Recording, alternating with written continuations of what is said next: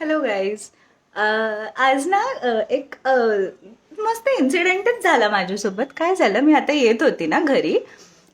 मी स्कूटीवर होती. ओके, मी ज्युपिटर चालवत होती आणि मला एक लहानपणीच्या काकी, म्हणजे जेव्हा मी त्यांना ओळखत होती, माझ्या नेबर होत्या त्या.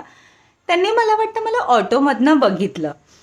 तर ऑटोमध्ये त्यांनी बघितलं, पण माझं लक्ष नव्हतं बिकॉज मी सरळ म्हणजे आपण असं चालवताना थोडी इथे तिथे एवढं बघणार आहे की ऑटोमध्ये कोण बसलंय वगैरे. सो मी येत होते, मी घरी आली. तर वरती आल्यावर ना त्यांचा मिस कॉल होता.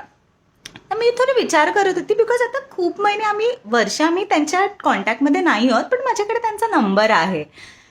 तर चांगल्या काकी आहेत त्या, एकदम असं छान बोलायच्या वगैरे माझ्याशी. सो माझ्या लक्षात आहेत त्या एकदम. पण मग मी त्यांचा कॉल उचलला, म्हटलं कशा आहेत काकी वगैरे, मी त्यांच्याशी बोलली. त्यांनी मला काय विचारलं माहितीये, अगं तुला काही टेन्शन आहे का? मी म्हटलं नाही काकी, का असं विचारलं?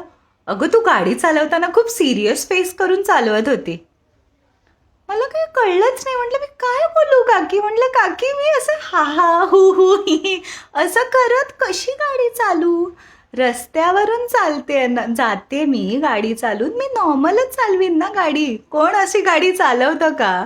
आपल्याला कोणी दिसलं की आपण स्माईल करतो. म्हटलं काकी मी तुम्हाला नाही बघितलं, नाही तर मी स्माईल नक्कीच केलं असतं.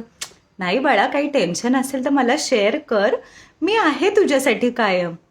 मला असं झालं, हो पण मी खूप मजेत आहे काकी, मला काही टेन्शन नाहीये, सगळं नीट चालू आहे एकदम.